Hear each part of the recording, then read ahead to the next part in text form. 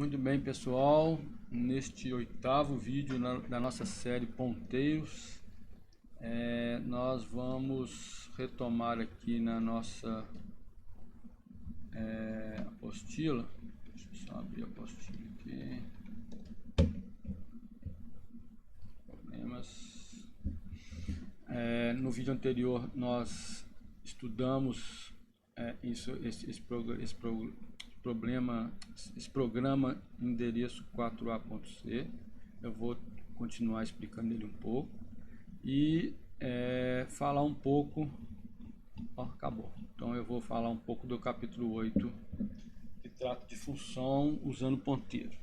Mas antes eu gostaria de ressaltar o que ficou faltando no vídeo anterior, discutir um pouco mais esse exemplo aqui. Deixa eu trabalhar esse exemplo. Reparem, quando eu tenho uma variável normal, pensando assim, né, que não é um ponteiro, eu posso obter o endereço da variável e posso obter o conteúdo do endereço. O conteúdo do endereço é a própria variável, né? Então, eu posso imprimir isso aqui, a variável P, né? Então, posso falar a variável P vale P. Isso aqui não é nada demais, né? É inteiro, coisa e tal. Tá. Bem, aqui usando ponteiro. Aqui, vou tirar esse tempo aqui. Aqui eu só mostrei P. Agora vamos trabalhar com P1. P1 é o ponteiro. Se o P1 é o ponteiro, repare que ele recebe o endereço de P. Ora, se eu tenho aqui endereço de P, eu acesso o conteúdo daquele endereço usando asterisco. Se eu trocar esse endereço de P para o P1, que é igual aqui, ó, endereço de P é o próprio P1, eu posso vir aqui e falar a variável P, que é o conteúdo dela, né? Então aqui eu posso até falar o conteúdo de endereço de P, o conteúdo de endereço de P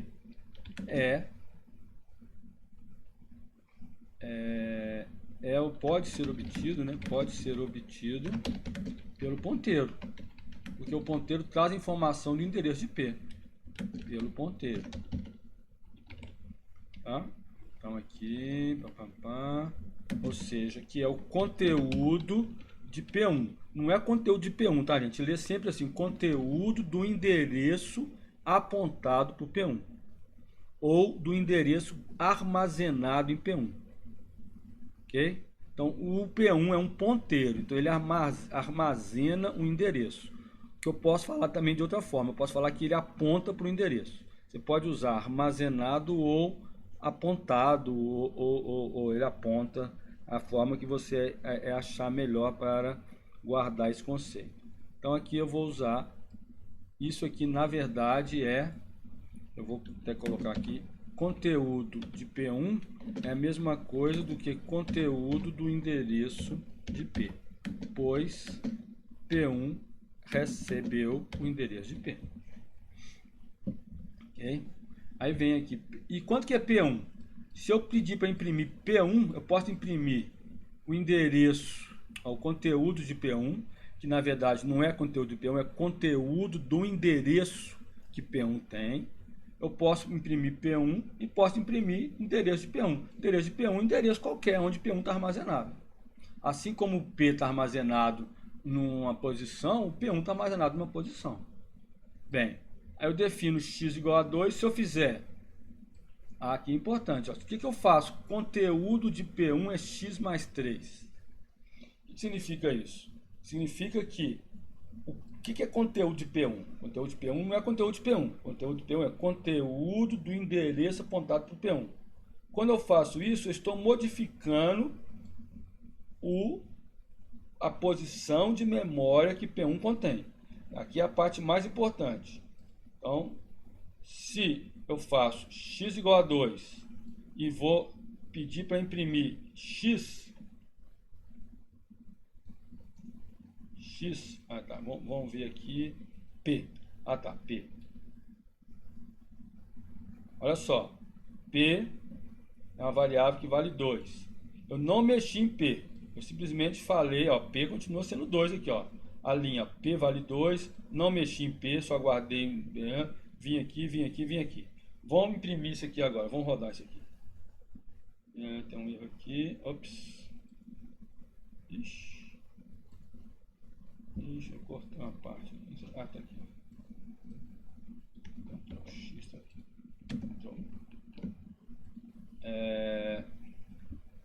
Vamos ver lá. Olha só, o P vale 5.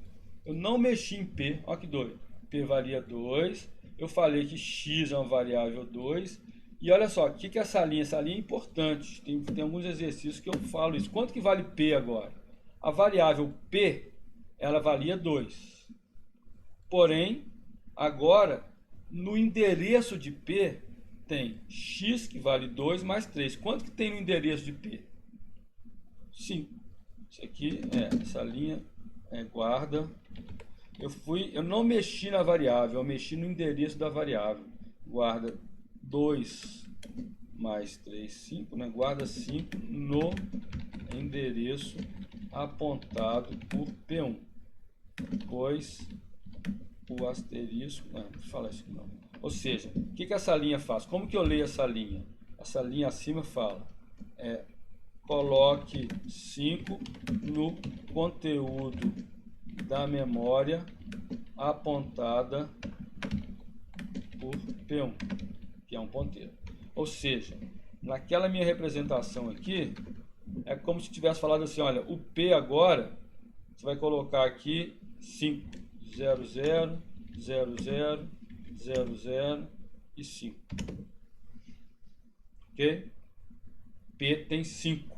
Por que tem 5? Porque o P1, que é o ponteiro, o conteúdo de P1 agora virou 5. Quando eu mudei o conteúdo de P1 para 5, eu estou falando que é o conteúdo do endereço que P1 guarda. P1 guarda o endereço de P, eu mudei P. Essa é a parte mais importante que nós vamos usar para trabalhar com função, com ponteiros, com vetor, que é aquela ideia de eu passar para uma função um endereço, ela muda lá na memória RAM. Quando eu sair da função, a memória RAM vai estar alterada. Ok? Então, por favor, não deixem dúvidas nesse exemplo. Estudem esse capítulo 7, que ele termina com esse exemplo. Aí depois eu vou falar que a utilidade ponteira é justamente essa, de você acessar a memória RAM, acessar o endereço, acessar um conteúdo, e nós vamos trabalhar isso nos próximos vídeos, ok? Espero que tenha ficado claro e não deixem ficar com dúvidas. Não fiquem com dúvidas.